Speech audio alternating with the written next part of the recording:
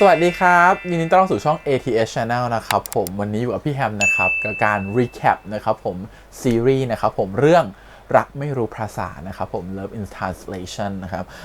ก็ถ้าใครไม่รู้จักพี่แฮมมาก่อนนะครับผมพี่แฮมก็เปิดช่อง ATS Channel นะเปิดมานานพอสมควรแล้วก็ได้มีโอกาสไปดูเรื่องรักไม่รู้ภาษานะครับผมใน EP ที่1ด้วยนะครับผมก็คือว่าตอนที่ไปดูเนี่ยก็ได้รีวิวไปเรียบร้อยแล้วลง TikTok ไปแล้วนะครับผมเผื่อใครบางคนอาจจะผ่านหน้าผ่านตาแล้วก็เห็นมาเรียบร้อยแล้วก็ได้นะว่ารีวิวเป็นยังไงบ้างกับงานวันนั้นซึ่งพูดเลยว่าบรรยากาศวันนั้นน่ารักมากๆแฟนๆทุกคนโอ้โหอบอุ่นนะครับผมแล้วก็ไปหาน้องๆทั้งต้าอูออฟโรดนะแล้วก็ได้ดูพรีเมียร์ซีรีส์ EP 1ไปพร้อมๆกันนะครับซึ่งถือว่าเป็นอะไรที่แบบประทับใจมากๆในงานวันนั้นนะฮะทีนี้ก็เลยเก็บ EP 1ไว้ก่อนยังไม่ได้ไปรีแคปตอนนั้นนะฮะเพราะกะว่าเดี๋ยวจะมารีแคปรวมกันเลยใน EP ที่2เพราะถือว่าเราได้ดูไปแล้วเนาะก็เลยยังไม่พูดตอนนั้นก็เลยกะว่ามาพูดรวมกัน EP 2ดีกว่านะครับผมทีนี้ทำไมต้องมารีแคปเพราะว่าเรื่องจริงเรื่องเนี้ย reaction เนี่ยได้แค่ EP 1 EP เดียวนะครับผมถ้าจะ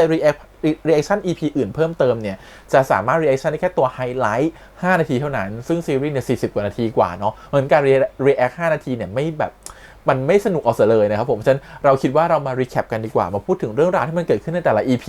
แล้วก็มาพูดคุยกันว่ามันมีประเด็นอะไรตรงไหนน่าสนใจบ้างในแต่ละ EP ดีกว่านะครับเพราะฉะนั้นถ้าใครไม่เคยดูช่องพี่แฮมมาก่อนเนี่ยที่เป็นแฟนคลับต้าอู่หรือออฟโรดเนี่ยลองมาดูนะครับผมก็อาจจะชอบก็ได้ถ้าไม่ชอบก็ไม่เป็นไรนะครับซึ่งสไตล์ของช่องพี่ก็จะเป็นแนวการ recap นะครับพูดคุยบอกเล่าเรื่องราวหรือเล่าเรื่องย่อๆที่มันเกิดขึ้นใน EP นั้นนะครับผมแล้วก็มาพูดคุยกันว่าแต่ละฉากมันเกิดอะไรขึ้นนะฮะก็หวังว่าทุกคนจะชื่นชอบกันนะครับผมแล้วก็หวังว่าทุกคนจะมาคอมเมนต์กันข้างใต้ด้วยละกันนะครับชอบฉากไหนไม่ชอบฉากไหนอะไรแบบนี้ทีนี้เดี๋ยวเรามาเริ่มกันเลยดีกว่านะครับผมกับการรีแคปเนาะเรื่องรักไม่รู้ภาษาซึ่งก็จะยาวๆไปจนครบ8 EP นะครับผมทำทุกสัปดาห์แต่สัปดาห์นี้จะเป็นการรวบ EP 1 และ EP 2 เข้าด้วยกันนะฮะโอเคเดี๋ยวเราเริ่มกันเลยดีกว่า EP 1 คงจะพูดไม่เยอะนะครับเพราะว่าทุกคนคงได้ดูกันมาแล้วที่มาดูรีแคปตอนนี้ EP 1 เนี่ยมันเริ่มด้วยการที่ว่าตัวอย่างเองเขามาจากเมืองจีนถูกไหมฮะแล้วเขาก็อยากจะมาทำธุรกิจที่เมืองไทยเขาพยายามด้วยความที่เป็นคนจีนก็เลยต้องหาพาร์ทเนอร์นะครับผมในการทำธุรกิจเพราะว่าเขาสามารถถือหุ้นได้แค่ 49%ทีนี้มันก็มีร้านที่เขาอยากจะเซ้งร้านอยู่ซึ่งเป็นร้านที่เหมือนกับพ่อแม่เขาเคยบอกว่าอยากจะมาเซ้งร้านนี้ซึ่งมันก็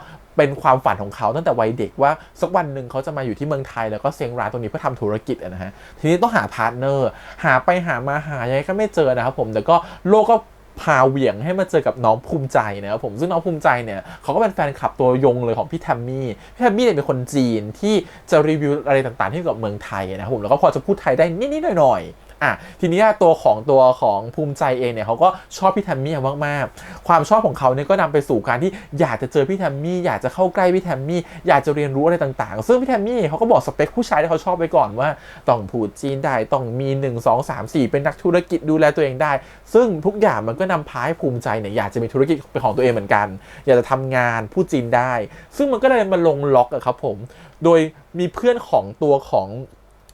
งภูมิใจเนี่ยจับแมทชิ่งมาให้ชื่อว่าอองตัวนะครับผมเรียกย่อว่าอตนะครับผมซึ่งเขาก็เป็นแบบว่าคนคอยแบบแมทชิ่งธุรกิจแล้วสุดท้ายก็จับแมทช์นะครับผมตัวภูมิใจกับตัวอย่างมาเจอกันแล้วก็โหระหว่างตอนจะเจอกันคือมีเรื่องกันมาก่อนแหละครับผมแบบว่ามีเรื่องทะเลาะตบตีกันมาก่อนเพราะมีความเข้าใจผิดกันสุดท้ายก็ได้มาร่วมลงทุนในธุรกิจเดียวกันนะครับผมโดยมีข้อแลกเปลี่ยนว่าตัวเขาถือหุ้น 51% นะแต่เขาไม่ลงเงิ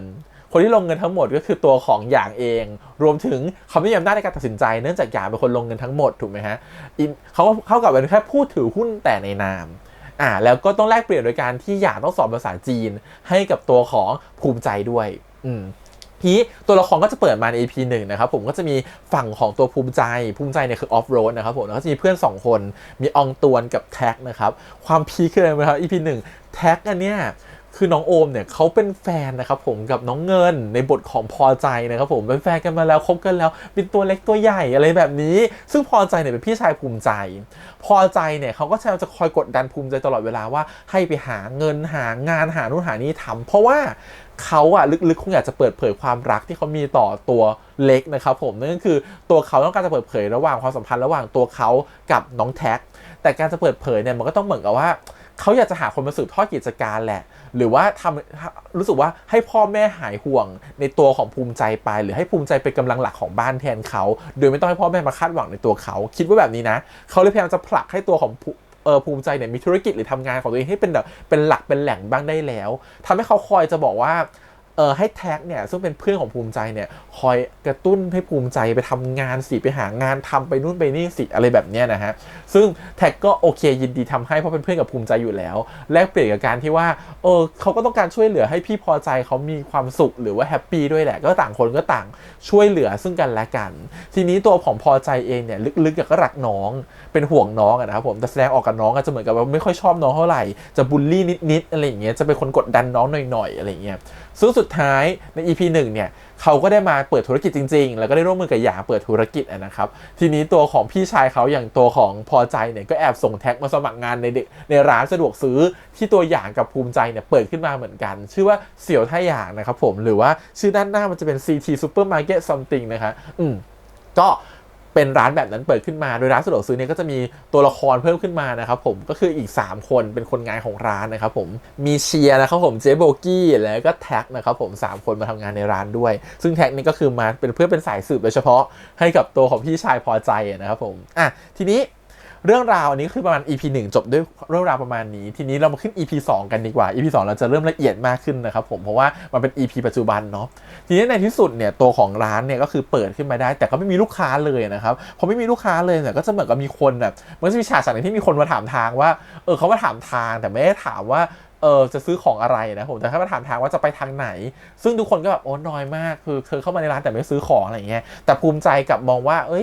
ใจดีบอกทางเขาไปซึ่งเรารู้สึกว่ามันเป็นความคิดที่ดีนะภูมิใจเขาบอกว่าก็วันนี้บอกทางเขาวันหน้าเขาจะมาเป็นลูกค้าเราก็ได้วันนี้ช่วยเหลือเขาวันหน้าเขาจะมาช่วยเหลือเราก็ได้ซึ่งรู้สึกว่าเป็น mindset ที่ดีแล้วก็ทำรู้สึกว่าเราเห็นมุมหนึ่งของตัวละครภูมิใจว่าเขาเป็นคนใจดีเป็นคนจิตใจน่ารักนะฮะทีนี้ก็จะมีเรื่องของการทั้งเถียงกันระหว่างตัวของภูมิใจกับตัวอย่างนี่แหละว่าใครถือหุ้นเยอะกว่าใครถือหุ้นน้อยกว่าอะไรเงี้ยแล้วก็จะมีการฉากที่ตัวองตวนโผล่มาเจอกับเชียร์แล้วเขาก็รู้สึกว่าชอบเชียร์มากที่พนักงานของร้านแล้วพยายามจะจีบเชียร์นะครับผมซึ่งทั้ง EP เนี่ยก็จะเห็นองตวนเนี่ยคอยพยายามจะมาที่ร้านสะดวกซื้อเพื่อจะจีบเชียร์อยู่ตลอดสุดท้ายร้านมันขายไม่ดีภูมิใจก็เลยเสนอว่างั้นเอารูปแทมมี่ดีกว่าไหมเอาพี่แทมมี่มาติดที่ร้านเพื่อเป็นการโปรโมทร้านและให้เผื่อแฟนคลับพี่แทมมี่จะได้ตามมาซื้อของโดยการใช้แฮชแท็กว่าแทมมี่ชอบแล้วก็จะมีการเล่าว่าทำไมตัวของภูมิใจถึงว่าชอบแทมมี่ขนาดนี้เพราะอะไรถึงชอบขนาดนั้นเพราะว่า3 ปีที่แล้วเนี่ยเขาเคยเจอแทมมี่โดยบังเอิญนะฮะแทมมี่ก็หลงทางมาแล้วสุดท้ายเขาก็เป็นคนพาแทมมี่ไปเที่ยวตามที่ต่างๆเป็นคนเหมือนไกด์ทัวร์เล็กๆน้อยๆให้กับแทมมี่ทำให้รู้สึกว่ามันมีความประทับใจในตัวแทมมี่มากๆแล้วรู้สึกว่าเขาชอบผู้หญิงคนนี้เขารู้สึกดีกับผู้หญิงคนนี้แล้วก็จะเป็นจังหวะที่ปราบปลื้มตรงที่ว่าแทมมี่ขอบคุณเขารู้สึกว่าเขาปราบปลื้มตรงนั้นจังเลยเขารู้สึกประทับใจที่เขาได้ช่วยตรงนั้นแต่ก็ลืมขอคอนแทคแทมมี่ไว้ก็เลยต้องมาเป็นติ่งของแทมมี่ในการตามแทมมี่ตลอดเวลาในโซเชียลนะฮะแต่ดูมันจะมีความเหมือนหยางเราจะมีความรู้สึกว่าหยางเขาน่าจะรู้จักแทมมี่ประมาณนึงแหละเหมือนกับมีความแบบสายตาของเขามันเหมือนมีความแบบอะไรบางอย่างอยู่เหมือนกับพอพูดแทมมี่ทีไรเหมือนกับรู้จักสุดท้ายเนี่ยก็จะมีข่าวดีเข้ามาว่าลูกค้ามาเหมาของที่ร้านไปหมดเลยนะครับผมด้วยแฮชแท็กแทมมี่ชอบอย่างเงี้ยก็เกิดการดีใจกันใหญ่โอ้โหมีความสุขมากๆซึ่งลูกค้าเนี่ยชื่อว่าคุณเพียงใจพอตัวอย่างเขาเอาชื่อไปเช็คเนี่ยเขาจะเห็นว่าคุณเพียงใจนามสกุลเดียวกับภูมิใจก็ถึงรู้ได้ทันทีว่าเป็นแม่ของภูมิใจมาสั่งไปนี่เองนะครับผมแต่ก็ไม่ได้บอกภูมิใจเนาะก็หวังให้ภูมิใจเขาดีใจแต่สุดท้ายของมันดันไปถึงที่บ้านไงแล้วของมันเยอะมากจนพอใจเห็นเขาก็เลยถึงรู้ว่าเฮ้ยนี่บอกให้พ่อแม่มาช่วยอุดหนุนป่ะเนี่ยหรือว่าช่วยพ่อแม่ช่วยทำธุรกิจป่ะเนี่ยก็เลยตามไปด่าน้องคือแบบงงกับพอใจนิดนึงที่ว่าเขาก็รักน้องเขาแคร์น้องเขาเนาะแต่มันแบบว่าเหมือนกับแคร์แบบวิธีการแคร์ของเขาคือแบบต้องเอาไม้ฟาดต้องทำกระตุ้นน้องทำเหมือนเกลียดน้องอะไรเงี้ยแต่จริงๆลึกๆเขารักน้องนะแล้วพอไปถึงเนี่ยเขาก็แบบไปว่าน้องว่าเนี่ยแกรู้ไหมว่าที่แกทำถึงให้ทำธุรกิจแล้วแกยังต้องพึ่งพ่อแม่อยู่เลยแกยังให้พ่อแม่มาช่วยซื้อของอยู่เลยได้ที่ไหนอะไรเงี้ยก็ว่าซึ่งภูมิใจไม่รู้เรื่องนี้เลยสุดท้ายภูมิใจก็เลยเศร้าเสียใจแล้วก็บอกว่าทำไมพอใจถึงไม่เคยเห็นว่าเขาเก่งเลยก็เลยทะเลาะกันอีกนะฮะก็เลยเป็นฉากพอใจไปนั่งคุยกับตัวของแท็กก็คุยว่าแบบเป็นไงบ้างดูแล้วตัวผมภูมิใจโอเคไหมมาทำงานเป็นยังไงเหมือนคอยให้แท็กสืบอะครับแล้วก็ไม่ค่อยไว้วางใจตัวอย่างเท่าไหร่กลัวจะหลอกน้องเขาไปเสียเพราะจะมีฉากฟาดหน้ากันนิดนึงตรงที่บอกว่าตอนที่เหมือนด่าภูมิใจเสร็จแล้วเนี่ยตัวของพอใจเขาไม่ค่อยชอบหยางพอเขาเจอหยางปุ๊บเนี่ยเขาก็จะแบบทำหน้าคำเหม็นว่าอย่าทำให้น้องฉันเสียละกันอะไรแบบนี้นะฮะซึ่งตัวอย่างก็แบบว่ารู้สึกได้ว่า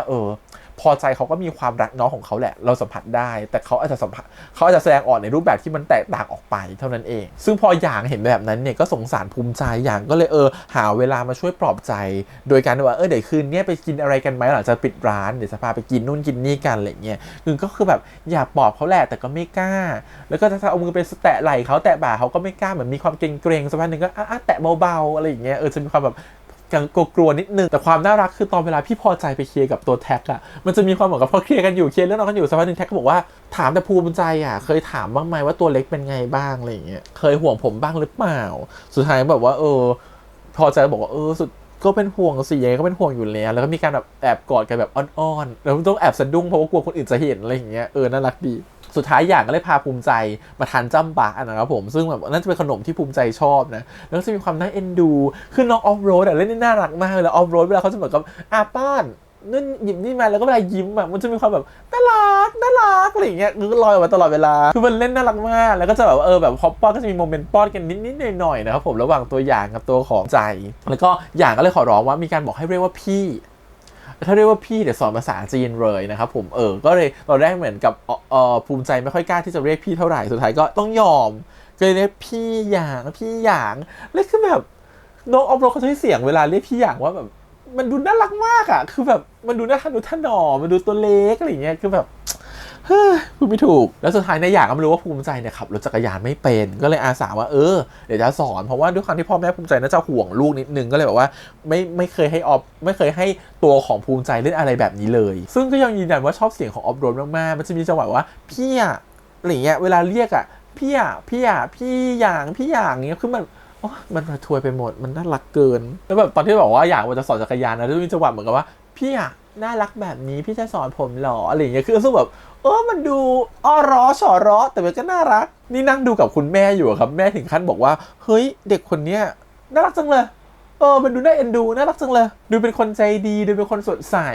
คุณแม่พูดซึ่งพอขับไปขับมาขับจักรยานหมุนไปหมุนมาก็เกือบจะไปชนพี่อย่างแล้วเข้ามากระแทกตรงข้างหน้าเลยนะครับผมและหน้ามันก็เข้ามากระชิดกันตึ๊กเกิดเป็นโมเมนต์นะฮะจ้องตาแล้วค่อยๆผละแล้วก็แบบอีกคนหนึ่งรีบผละออกก่อนเหมือนรู้ตัวช้าอะไรเงี้ยคือตัวของหยางเองก็เลยผละออกมาแล้วแบบจนหยางบอกต้องรีบขอตัวกลับก่อนอะไรเงี้ยสุดท้ายเพราะเดี๋ยวใจมันจะอ่อนไปมากกว่านี้แล้วหยางก็บอกว่าเธอปั่นกลับบ้านเองละกันพอบอกให้ปั่นกลับบ้านเท่านั้นแหละตัวของภูมิใจก็เกิดไอเดียขึ้นมาทีว่าเฮ้ยปั่นเลยคิดไอเดียการขายได้ว่าให้ไปปั่นกระแสดีกว่าซึ่งตัว2คนเนี่ยเวลาอยู่เขาจะนอนที่ร้านเนี่ยนะครับผมนอนด้านบนเนาะพอนอนด้วยกันเนี่ยทำให้ภูมิใจเขาว่ามีเวลาที่คอยมาอ้อนให้กับตัวของหยางได้สอนภาษาจีนให้เขาอะไรอย่างเงี้ยเลยก็เผยถามคำถามหนึ่งว่าพี่หยางมีแฟนไหมมีถามคำถามแบบนี้ด้วยนะปกติเขาไม่ค่อยถามกันแต่ก็พอถามปุ๊บตัวของหยางเองก็จะมีความอึ้งนิดนึงก็คือแบบไม่มีนะครับผมแต่ยังไม่ทันไรเลยตัวของภูมิใจเองก็รู้สึกหิวอีกแล้วก็เลยชวนกินเหมือนหมี่กึ่งสำเร็จรูปนะครับผมเดี๋ยวไปร่วมมาให้แต่จะเอ็นดูความที่เหมือนเขาแกะซอสไม่ได้แล้วก็พี่หยางแกะให้หน่อยอะไรอย่างเงี้ยคือแบบมันน่ารักคือแบบเวลาออฟโรดเขาเล่นแล้วยิ้มใต้เหยียดยิ้มแบบน่ารักคือรู้สึกแบบเป็นเราก็แพ้ไม่ใครๆก็แพ้อะไรเงี้ยแล้วสุดท้ายเขาก็แบบว่าระหว่างจะกินข้าวเสร็จปุ๊บเตรียมจะเรียนแล้วปุ๊บพี่แทมมี่จะไลฟ์นะครับผมก็ไม่พลาดในฐานะเป็นแฟนคลับตัวยงนะครับผมอย่างคุณภูมิใจเขาก็ต้องเปิดดูว่าตอนนี้พี่แทมมี่ไลฟ์จะเป็นยังไงบ้างแล้วแทมมี่เขาก็ไลฟ์ในประเด็นที่บอกว่า50สิ่งที่เขาชอบนะครับผมให้เลือกว่าทุกคนทายถูกทายไม่ถูกเงี้ยซึ่งเขาก็มาเริ่มตั้งสีฟ้าหรือสีเขียวอะไรเงี้ยซึ่งแทมมี่ชอบสีฟ้าแต่ภูมิใจชอบสีเขียวซึ่งจังหวะนี้จะเห็นว่าตัวของเขาใช้เคสมือถือสีเขียวด้วยซึ่งคนที่เห็นก็คือใครพี่หยางของเรานั่นเองนะครับผมเห็นแล้วก็หมาหรือแมวแทมมี่ก็ชอบน้องหมาแต่ภูมิใจชอบน้องแมวแล้วก็แทมมี่ไม่ชอบอะไรที่มันเผ็ดๆเลยแต่ภูมิใจชอบของเผ็ดๆเยอะมากๆแล้วสุดท้ายก็แบบตัดไปเลยนะครับผมแล้วพูดไป49ข้อแล้วเนี่ยไม่มีอะไรนะครับผมที่แทมมี่กับตัวของภูมิใจเนี่ยตรงกันเลยจนมาข้อสุดท้ายกีฬาที่ชอบภูมิใจก็แบบปิดหูแล้วพยายามจะพูดว่าฉันชอบเบสบอลอะไรเงี้ยซึ่งไม่ใช่คนที่เขาต้องการนะครับผมเพราะว่าตัวของแทมมี่ไม่รู้ว่าชอบอะไรแหละแต่ตอนนั้นน่ะคนที่ชอบเบสบอลเหมือนกันก็คือหยางก็เลยมีประโยชน์เด็ดของตัวพี่หยางว่าแทมมี่ไม่ได้ชอบพี่หยางชอบน่ารักดูแล้วก็มีความสุขคือเป็นเรื่องที่แบบมีความน่ารักอยู่ในตัวแล้วคือแบบเป็นเรื่องที่ต้องยอมรับว่าผู้ใหญ่ดูได้คือคุณแม่เนี่ยเป็นคนที่ไม่ชอบวายจ๋าไม่ชอบแบบเป็น BL จ๋าเลยแต่แม่บอกเรื่องนี้มันน่ารักมันเหมือนแบบ ดูเด็กเติบโตอะไรอย่างเงี้ยทีนี้เนี่ยมันเหมือนกับว่าตัวของหยางก็บอกว่าเนี่ย50 ข้อนะเธอไม่เข้ากันเลยสักข้อแล้วจะไปเข้ากับพี่แทมมี่ได้ยังไงอะไรเงี้ยซึ่งชอบทัศนคติของตัวของภูมิใจมากๆว่าถึงเข้าไม่ถึงจะไม่เหมือนกัน1 ถึง 50แต่51 ถึง 100อาจจะเหมือนกันก็ได้มันมีความหวังว่ะชอบหลังจากนั้นภูมิใจก็พยายามจะให้พี่หยางเนี่ยตอบพี่แทมมี่ให้หน่อยนะครับผมเพื่อเป็นการปั่นกระแสพอพี่แทมมี่เนี่ยมาตอบก็จะยิ่งเป็นปั่นกระแสขึ้นไปเรื่อยๆแต่ขณะเดียวกันเนี่ยก็ต้องยอมรับว่าเรารู้สึกว่าตัวอย่างเองในจังหวะเนี่ยก็เริ่มชอบตัวของภูมิใจมากขึ้นแล้วแหละเพราะว่ามันจะมีความเหมือนกับอย่างเรื่องนั้นแบบมันเป็นการกระทำที่เหมือนกับอย่างนั้นจะมีความใจสั่นน่ะจะไม่ใจสั่นได้ไงล่ะเวลาน้องมาอ้อนพี่หยางน่ารักจะตายแล้วเขาก็ตัดมาอีกทีเลยว่าพอมันมีดึกคืนนึงที่ภูมิใจเขาอยากจะเรียนภาษาจีนแล้วเขาก็อยากจะเรียนจบให้ได้นู่นนี่นั่นแล้วพอมาถึงห้องเนี่ยนั่งรออยู่ระหว่างนั่งรอก็คือเผลอหลับไปเผลอหลับไปปุ๊บเนี่ยพี่หยางก็มานั่งจ้องหน้าแล้วก็นึกถึงภาพความทรงจำแต่วันแรกที่เจอกันจากภาพตีกันไม่มีแล้วนะเกณฑ์ภาพแบบว่าเล่นกันหยอกล้อกันดีกันอะไรอย่างเงี้ยจนตัวอย่างเองจะรู้สึกว่าเขาตกหลุมรักตัวของภูมิใจไปแล้วคนดูก็รู้สึกได้ว่าเขาตกหลุมรักไปเรียบร้อยแล้วเงี้ยจนคุณหยางเนี่ยเผลอเอาหน้าเข้าไปใกล้ๆนะครับผมสุดท้ายก็เกือบจะหน้าแน่อยู่แล้วรู้สึกว่าภูมิใจจะตื่นกรีบผละตัวเองออกมาผละเอาไปไกลนะในห่างเตียงมากๆก็แบบว่าโหอย่างสะดุ้งหนีแทบไม่ทันและในที่สุดนะครับผมถาก็ตัดมาเป็นว่าพี่แทมมี่มาที่ร้านสะดวกซื้อแล้วนะครับผมของทั้ง2 คนซึ่งแบบถือว่าเป็นความเซอร์ไพรส์มากภูมิใจถึงกับทำตัวไม่ถูกนะครับผมวิ่งหนีไปหลังร้านเอางี้ดีกว่าแต่ดูทรงแล้วว่าสายตาที่แทมมี่จ้องกับหยางมันเป็นสายตาเดียวกันซึ่งตัวอย่างตอนต่อไปเนี่ยแทมมี่ก็เหมือนจะมาคุยกันกับภูมิใจนะครับเหมือนกับตัวของแทมมี่จะคุยอยู่กับหลายคนนะครับผมจนแท็กกับพี่พอใจรู้สึกว่าต้องปกป้องนะครับตัวอย่างในทีหน้าแล้วก็จะมีหยางเข้ามาช่วยด้วยหรือเปล่าเนี่ยไม่แน่ใจแต่คิดว่าเดี๋ยวจะมีการปกป้องกันแน่นอนก็ถือว่าเรื่องนี้สนุกเนาะคือเป็นเรื่องที่แบบเบาสมองดูได้เรื่อยๆมีความน่ารักได้ดูกับแม่ได้อะคือรู้สึกว่านั่งไปด้วยกันแล้วหัวเราะอาร์ไปด้วยกันรู้สึกกับคุณแม่รู้สึกว่าเป็นซีรีส์เรื่องที่ทำให้รู้สึกว่าความเป็นแฟมิลี่อยู่ด้วยกันได้มีความสุขอะไรเงี้ยต้องยอมรับในจุดนี้เลยคือพูดง่ายคือดูแล้วแบบแฮปปี้แน่นอนอ่ะคือยังไงก็ต้องอมยิ้มไปกับ2 คนน่ะก็เลยแบบรู้สึกว่าตัวออฟโรดเขาเล่นได้แบบโคตรน่ารักอ่ะคือเขาแบบไม่ใช่ลุคที่แบบดูน่ารักขนาดนั้นในตัวลุคของเขาอะนะแต่การพูดการแสดงออกการแสดงของเขามันทำให้เขาดูน่ารักมากๆอะไรเงี้ยถือว่าเป็นเรื่องซีรีส์ที่มันเบาสมองนะครับผมในคืนวันหยุดวันเสาร์นะดูแล้วแบบเพลินมีความสุขมากๆทีนี้รู้สึกว่าเรื่องมันก็ดำเนินเร็วอยู่พอสมควรเนาะเราจะเห็นความรักของ2 ตัวละครที่เริ่มก่อตัวและคนที่รู้สึกวูบวามอยู่ก็อาจจะเป็นตัวของภูมิใจเพราะทุกครั้งที่มันมีการสบตามีโมเมนต์เนี่ยเขาจะเริ่มค้างๆนิดนึงรู้สึกว่านี่มันคืออะไรกันนะแล้วคือน้องๆเล่นกันดีด้วยนะไม่ได้เล่นแย่นะคือทั้งหมดคือแบบเล่นกันเก่งมากๆอะไรเงี้ยรู้สึกว่าแบบแต่ละคนมันโบ๊ะบะเข้ากันได้ดียิ่งเป็น EP 1นะถ้าใครรู้ EP 1นะครับจะเห็นว่าต้าอู่กับออฟโรดเขาเข้ากันมากๆเลยนะแล้วเล่นด้วยกันมันคือแบบมันมีโมเมนต์ของความสุขอยู่ในนั้นด้วยมันแบบน่ารักมากๆอะไรเงี้ยแบบฉากตีกันนู่นนี่นั่นเคร่งส้มอะไรเงี้ยน่ารักแล้วส่วนพอมันลากมาถึง EP นี้เนี่ยความรักจะเห็นว่าความรักมันก่อตัวเร็วมากพอสมควรเนาะ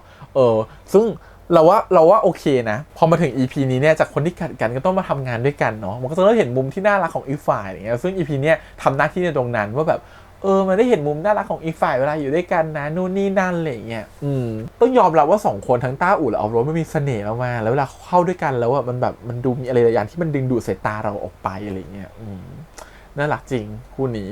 ดูแล้วแบบเพลินชอบเลยแล้วว่ายิ่งดูมา2 ตอนรู้สึกว่าหลงรักภูมิใจขึ้นมากๆรู้สึกว่าเป็นตัวละครที่แบบไม่อยากจะปล่อยไปไหนเลยก็รอดู EP หน้าแล้วกันครับผมว่าจะเป็นยังไงต่อไปนะ EP นี้ก็ประมาณนี้นะครับผมก็ฝากไว้ด้วยกับช่อง ATS Channel มาดูรีแคปกันที่ช่องนะครับผมทุกอาทิตย์นะครับของซีรีส์เรื่องรักไม่รู้ภาษานะครับผมหวังว่าจะได้เห็นเคมี2 คนใน EP หน้าที่มันแนบแน่นขึ้นมันน่ารักขึ้นอะไรเงี้ยคือไม่เคยตามต้าอู่กับออฟโรดมาก่อนแต่พอมาดูเรื่องนี้รู้สึกว่าน่ารักทั้งคู่เลยน่ารักจริงๆขอบคุณอีกครั้งครับผมเดี๋ยวไว้เจอกันใหม่สัปดาห์หน้าฝากกดไลค์กดแชร์กด Subscribe นะครับติดตามเสียงทาง YouTube Instagram Twitter แล้วก็ Facebook วันนี้พี่แฮมไปก่อนนะครับบ๊ายบาย